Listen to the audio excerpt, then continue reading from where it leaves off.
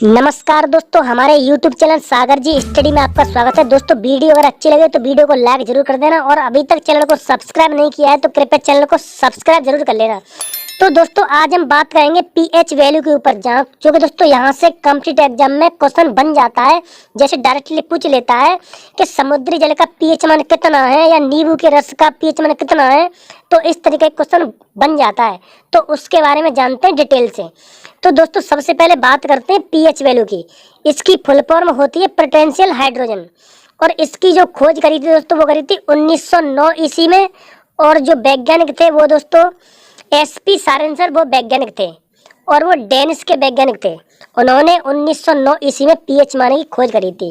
अब पीएच मान होता क्या है थोड़ा उसको समझ लेते हैं। तो पीएच मान दोस्तों एक स्केल है, जैसा कि आपको चित्र में दिख रहा होगा। तो अगर कोई मान लो किसी पदार्थ का मान 1 से 7 के बीच में आता है तो इसका मतलब है वो बहुत ही ज़्यादा अम्लीय है, यानी वो 1 के आसपास होगा। यानी जिसका पीएच मान कम होगा वो अम्लीय होगा, और जिसका पीएच मान ज़्यादा होगा वो होगा दोस्तों सबसे ज़्यादा वो होगा क्षारीय। यानी कि इधर की तरफ जाएंगे तो यहाँ पे होता है खट्टा, और ये आपको पता होगा अम्ल। और जिसका पीएच मान 7 के लगभग होगा वो उदासीन होते हैं, यानी वो उदासीन होते हैं। ठीक है दोस्तों, बात करते हैं आगे। इसके बारे में तो बात कर ली। अब कुछ इम्पोर्टेंट जैसे भी है इम्पोर्टेंट पॉइंट है उनके बारे में जानते हैं। अगर किसी पदार्थ का पीएच मान 1 है तो इसका मतलब है कि वह बहुत ज़्यादा अम्लीय है। और अगर किसी पदार्थ का पीएच मान अगर किसी का पीएच मान 14 है, इसका मतलब वह बहुत ज़्यादा क्षारीय है। यहाँ थोड़े प्रिंट आउट मिस्टेक है, बहुत ज़्यादा क्षारीय है। अब दोस्तों बढ़ते हैं क्वेश्चन की तरफ। तो क्वेश्चन किस तरीके से बनता है वो देखते हैं। तो पहला प्रश्न है आपका, जल का पीएच मान कितना होता है?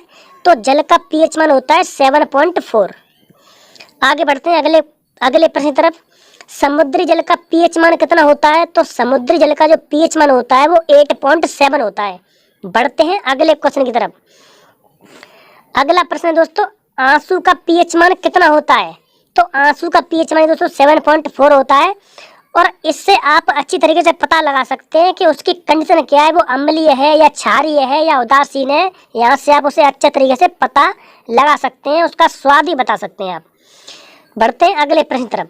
अगला प्रश्न है, खून का पीएच मान कितना होता है? यानी कि मानव रक्त होता है उसका पीएच मान कितना होता है? तो उसका पीएच मान होता है 7.4। अगला प्रश्न है, लार का पीएच मान कितना होता है? तो लार का पीएच मान होता है 6.6 से लेकर 7.6 तक। दोस्तों आप लोग सोच रहे होंगे कि हम मतलब 4 ऑप्शन क्यों नहीं दे रहे। तो 4 ऑप्शन में दोस्तों ज़्यादातर ध्यान भटक जाता है, इसलिए हम आपको डायरेक्टली क्वेश्चन दे रहे हैं।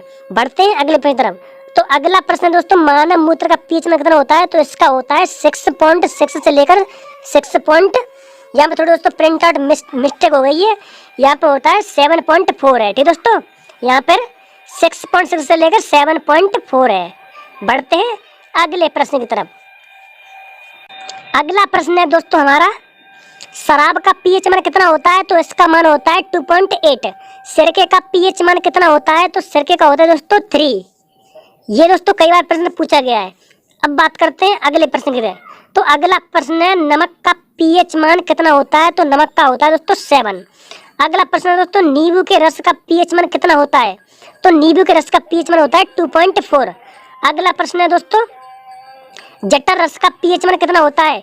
तो जटर रस का पीएच मान होता है दोस्तों 1.5। दोस्तों अभी तक आपने चैनल को सब्सक्राइब नहीं किया है तो कृपया चैनल को सब्सक्राइब जरूर कर लें, इससे हमें वीडियो बनाने के लिए मोटिवेशन मिलता है।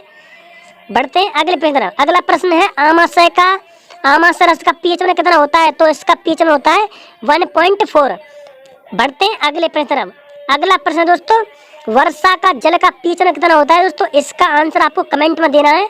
हम भी तो देखें आप तैयारी कर रहे हैं कि नहीं कर रहे हैं, वरना हम बताते हैं आगे।